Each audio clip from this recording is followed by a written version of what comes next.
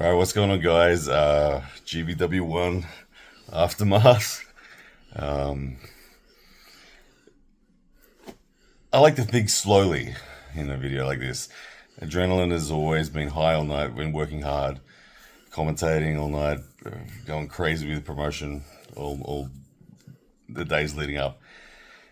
Have the match, all the post-match adrenaline. Putting me out of the screen. Oh, look how red I look. You were red. You were red. What look? Yeah, it's not look, is it? It's fact. It's fact. Anyway, I want to start by saying GVW1 was awesome. It exceeded my expectations for the Being event. first time, yeah. The Yeah. venue is very nice. The hotel is very nice. The food is very nice. They have cars for everyone. Good cars, big cars to pick us and drop us, and it was all good. Yeah. That's why I got scared. The card was amazing as well. The matches were really good. So many hard fought battles. Yeah. Some brutal comebacks, dominant performances as well. The coverage, I think, for the pay-per-view, the footage looked really slick.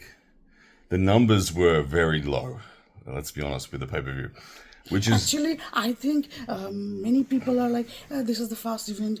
God knows how it will be. Many people didn't buy PPV because of confusion, and that happens slowly. If they proceed to have another events, I think. The PPV It was good though. Like, as we an, enjoyed it. as an We don't opening know event, what you guys saw, but we enjoyed it. yeah, I loved the stadium, the arena, the lighting, Yeah, and the flow of the the facilities flow. we get here are very good. Very good. Now, in respect to our matches, before we get into the specifics of the matches, I want to say that I was really proud of Chetna, and I was very happy with ultimately the results of my match as well, in respect to development as an athlete. Very easy to make it clear why I'm proud of Chetna. First match internationally. Everybody in the room was shocked when they realized this is Chetna's debut. And she's an 8-time And world they're going, champion. what? You're taking on an 8-time world champion? My first international debut. All my life I have played within India. This is the first match of my life that I have played outside of India. So refereeship is different. Everything is different. Mentally I was nervous. So I started arm wrestling in 2011. And 2011, 12 until 13 maybe August or September, I didn't win a single match. 2.5 years, almost 3 years, I didn't win a single match. And then I started winning in India level and never lost. And today, I felt like 2011, 12, and 13. And I think after this, my next phase will come where I will start winning. And my first match is against an 8-time world champion. Strength-wise, I felt... I could feel it. Strength-wise, I had the strength. And she told also yesterday that she has strength, she has a good physique and all.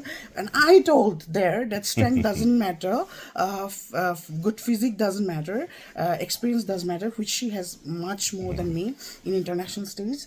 And I said that she's technical, she has good table IQ, which I don't. Yes, I have table IQ. I won't say that. In India, women play in particularly two types, like hook, top roll, normal. So for that I have the table IQ because I have played with only Indian arm wrestlers. But when it comes to world champion level women, they have lots of wizardry on the table. Yeah. Not just hook, top roll. That term wizardry, you got to experience that in the setups today. So in India... She didn't allow you to get access to anything. That's where I'm going. In India, we grip normal. After go, we hook or top roll. But here... while gripping, she dismantled me. Like, I had strength. She gripped me in such a way that I didn't get access to my strength. And you quickly became the bad guy in the eyes of the ref. Yes, that's another thing. So I didn't get access to my strength. So doesn't matter how much strength I have in my body or in my angles, or if she is not giving me access, how am I? And she is very clever in that, which I am very down because of the experience. And secondly, she has this table wizardry that I did a little side pressure in the center, just a little, but she like moved her hand rolled over. rolled over, Yep. like making me look like the bad guy in front of the referee, which is cool, which she has to do to win. So all these things I have never experienced in India before, and for the first time I have experienced things which I have never experienced before, and I think I'll go home now, work on all those. And another thing, all my life I have played in a different setup, and I won in India. Then you told me that this setup is not going to work in international level. You have to change it, and I have changed it maybe last 3-4 months. 3 months, yeah. 3 months I have changed my setup. So still I'm very new to that setup. Yeah. So I use that setup today. You lost a few components. You focused on side pressure. You forgot your pronation in the setup, and that happens when you're trying to refine You told something me new. whether you win or lose, don't go back. If you see you're losing, don't go back to your previous setup. Stay with it. there. So I stick to it, and I Yeah. lost. So my new set style is very new to me. So that's okay. And I was nervous also. And most of all, she's a Itamol champion. So I'm happy. Look, and everyone complimented you very well. As soon as everyone realized your situation, everyone was, all good, well done. Actually, I'm proud of myself because I accepted this match. At first, I was given Bella. She is a multiple-time European champion and world silver medalist. She was too much for me. Then she pulled out, and I was given her, Adalia. And there was not much time. There was 5-6 days to the event. Yeah. And I cannot just so tantrums like, oh, no, I don't want to pull Adalia. She is 8-time world champion. I cannot, because I need this match. I need a break in international arm wrestling. So I said, okay, you give me Gabriella also, I'll pull. So that's why I'm happy. And I told you, if I win, I will say I won again a world 8-time world champion, and if I lose, I'll say I lost to 8-time world champion. Cut me some slack. Then it's a win-win for me anyway, because I have seen things I have never seen before, and now I can go home and work back and tell my friends, Indian women arm wrestlers who are my friends, that this kind of things happen in world championship, so that when they come to become international, like when they come for international championships like me, they don't face what I face today. Yeah. They will be a bit, You can go back and start building in India discussing things like this is the kind of things they do, so that when they come back, their condition is not as pathetic as me today. They can be a bit advanced. Very good. So I'm happy. Yeah, I'm proud of you. Genuinely, I have a I'm lot to very, learn. very proud. Yes, I thought after playing in India, my arm wrestling is saturated, but now I feel like no, there is a lot to learn, and which as an arm wrestler, and only an arm wrestler can understand. When you feel like I have a lot to learn, you get excited. You don't get nervous. I want to talk about the emotion that you feel when you have a loss. I'm someone who has always. My process has been seek out the losses until you can't find them I anymore. don't feel bad by losing, because I started my career by losing continuously for 3 years. 3 years I didn't win a single match, even in district level, not even a single match. So, what happened? Nothing. I told before also, losing doesn't bother me, because I have lost so much in life that I don't. Yeah. Be quiet for a second. I got a point. No interrupting. Okay, sorry. Sorry. So I have been someone who's lived by the thought process of seek out the losses till you can't find them anymore. You do it in your local area, your region, your state, your nation, the world, the elite level. You keep on climbing.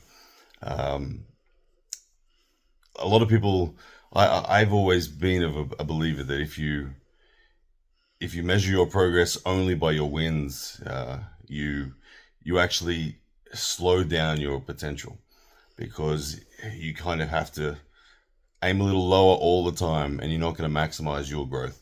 Now, I've been someone. I think my professional international super match record is about 8 losses, 6 wins, or something like that.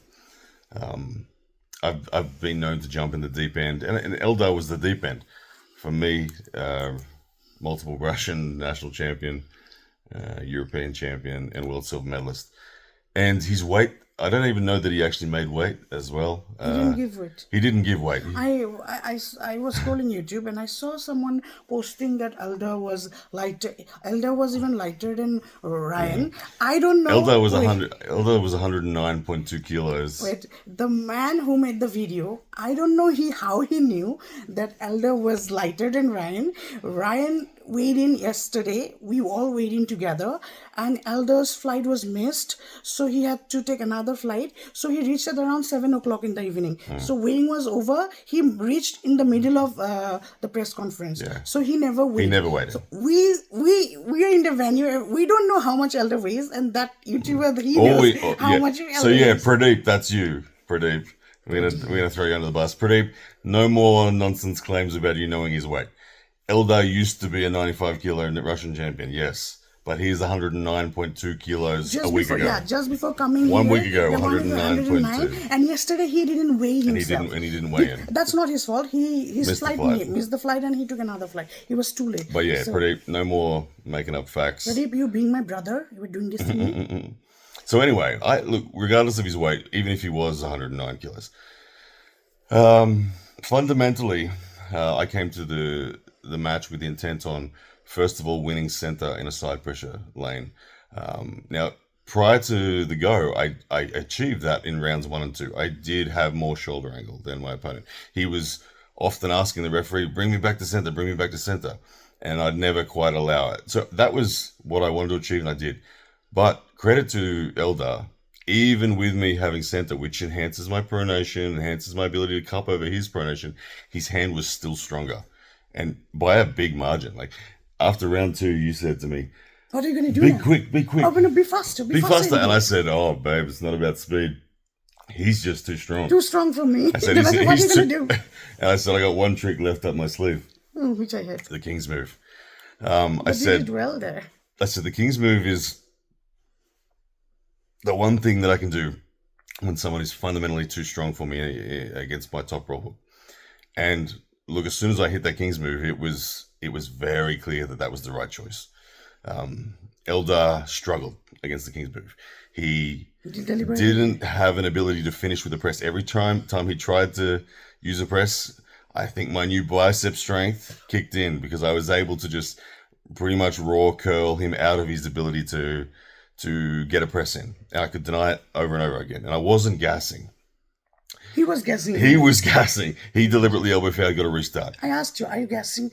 I said no. No, Yeah, I get this. I said to Chetna in the corner, I don't know if we were mic'd up well enough, but I said to Chetna, I'm going to win this match. I could feel it. Now, as an arm wrestler, I know when I'm going to win a match. I know. You don't get it wrong, with the exception of what happened tonight where you get the phantom fouls called on you. But I promised to God that if the fouls weren't called, I was going to win the match. In respect to fatigue levels, he was draining hard. Now, in a King's move, the thing about a King's move is if you achieve a stop and the bleed happens like it was tonight, you have to be patient. Now, there was one moment where I brought Eldar over to my offensive side. I was about 80% the way to deciding to stand up and flop press. But I thought, maybe he'll stop it. If I do, might be too soon. I'll let him go for one more surge, gas out a bit more, then I'll bring him back over and press him. And when he went back over again and I absorbed a bit more, I got given the phantom fouls. Now the phantom foul, Chetna saved the match for me. They'd called the match over, and Chetna said, whoa. No, because I watched both the referees were watching your elbow, and nobody is watching You his noticed, elbow. yeah. So And the replay showed that perfectly. When we looked at the replay. that's why I put my eyes on him all the time. Then I saw before they called you the foul, he had two fouls. He dragged off the back. No, one was jumping and drag. They said jumping is the running foul. Okay, then I asked the drag. Drag is a foul. Then watch. They watched it, got the foul, and then next time they were cautious about it. Yeah. I went that side to watch. I was starting to get into an argument with the referees toward trying to keep my cool, but I was pushing the point because I felt like I was getting a raw deal. The first one, thankfully, like I said, the match was called, but Chetna spotted that Eldar elbow fouled, and when they reviewed it, she was right. He did, and the point that I made to the referees at the time, you could see very clearly on the replay, both referees' eyes only on my elbow for the entire pull in that round. And I was like, what? And I said to them, I questioned Hristo, and I forget the other referee's name. an Eastern European gentleman. Actually, Risto was the second referee. Risto's I job. questioned them. I said, "Why are both referees watching just my elbow? Where one on each? Come on." Hristo said, "Yeah, I'm watching yours. I can't see his." It was the head referee who should have Risto been was watching correct. Eldar. Risto's job was to watch your elbow. He was watching. Hmm. The head referee has to watch his elbow. He was watching yours. Because Eldar was already on a foul and a warning, so he was on thin ice, and so was I. And they called me on the foul, and it's like, come on. Anyway, they reviewed it. They said, "Let's go again." Now, in the "let's go again," I was like, I knew, okay, I'm on thin ice. Do not elbow foul Ryan. I said to myself, I'm not even going to come close to the back of the pad. Yes, next time I said, I'm watch staying this. center pad here. No chances. I know Eldar's gassed. I know he can't pin me. Just be patient. Keep your elbow on the pad. You will win this round. I did exactly that. I did it exactly that. And out of nowhere, Hristo stopped the match. I thought, what? What do you mean, stop the match?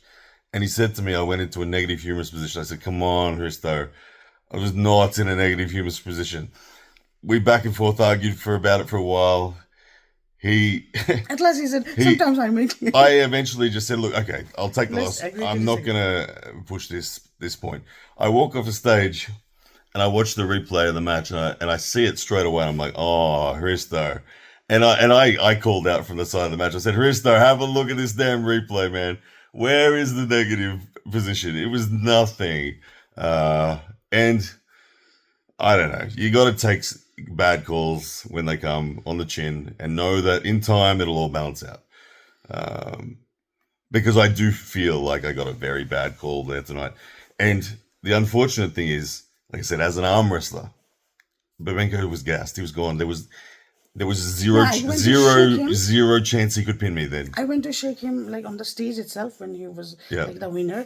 His hand was quivering. He was like this. I was gassed. He said, Hand was pumped. And if you have not given weight, you gave weight 9 hours earlier in what's called Knuckles Up. It was I was. I got crucified for it. I was in phone with you all the time. So you gave weight 9 hours before the actual time. They made it from 24 to 48. And it was all over the internet. And Eldar didn't even give Eldar didn't even weigh in. He didn't even weigh in. But the thing is that you don't complain. Yeah. That's the thing. Look, so at the end of the day, like coming back full circle to we both took a loss. We both grow from this. I want to say that I genuinely love you so much. Now, I know this makes you feel awkward on a video, but moments like this, it makes me realize how blessed that I am. That we are. I'm not upset about you. About me. Yeah, you're upset because you feel like, oh, you were going to win the match. You got ripped off. I knew I lost. You were taking my loss much harder than I was taking it. See, because even though I was saying, oh, I'm not getting this, not getting that, but I knew that she was just making me dismantle, and this is my debut. I am zero here in international stage. This is my debut. She is already 8-time world champion. So I'm okay with my loss. I knew you got the third round. Once you get the third round, Elder was gassed. Maybe fourth and fifth. I think fourth round I would have just been able to top roll him because his hand was gone. Let's not say that, but you got the third round, man. That's making me feel a bit. But you took I could see the emotion in you when we discussed this loss. And it was very sweet. But I wanted to say that like I'm just grateful that we get to do this together.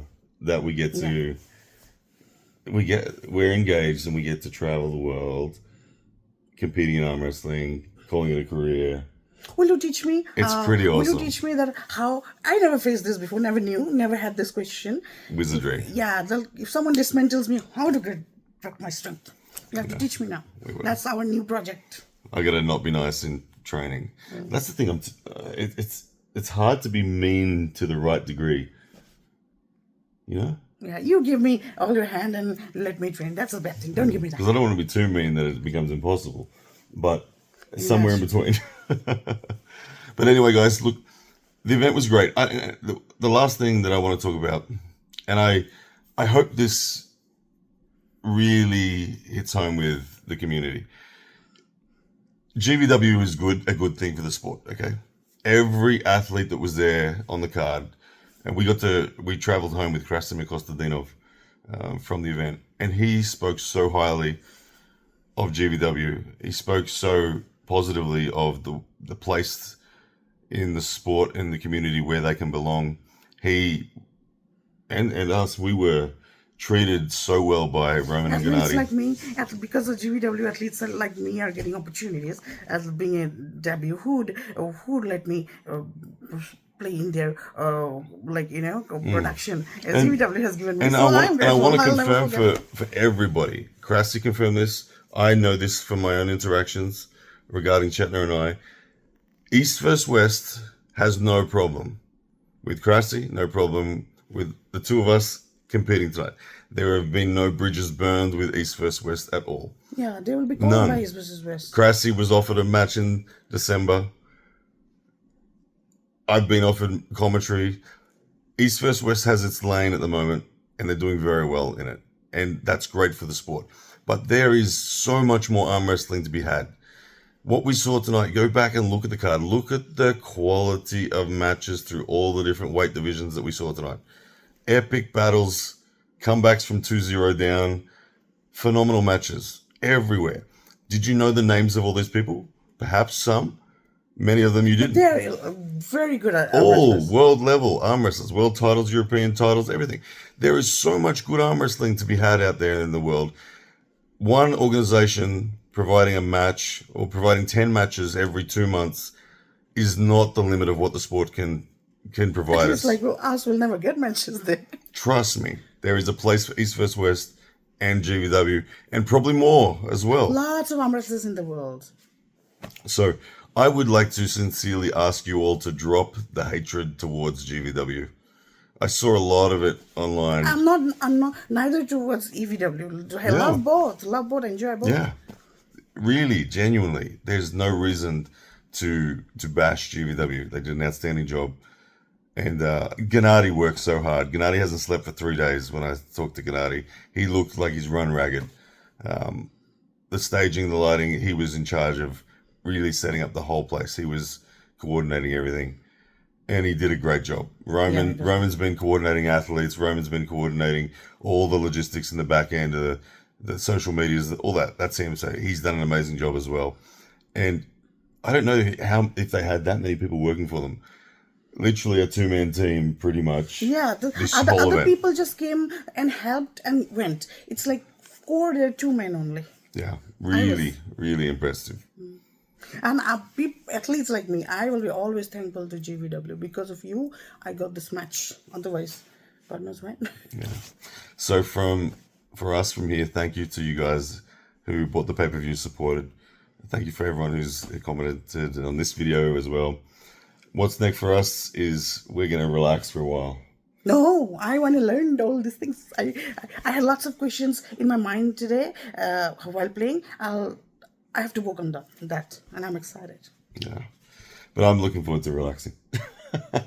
By relaxing, I mean like the next few days. Gennady and Roman are going to take us out. Oh, that's okay. They're going to take us out to sightseeing tomorrow. I don't know what we're going to do, but we're going to check out Tbilisi. And then we'll be on a plane back home. And can I say we're going to go see the kids? Is that all right? Yeah. We're going to go to Australia. We're on our way to Australia, direct from Georgia. So very exciting to see Eliza and Bradley and my parents. Will be there for some time. We're going to head to the beach, do some swimming. Look at that. Yeah, it'll be good. Anyway, guys, thank you so much. I love you, bud. She's shy. See you guys.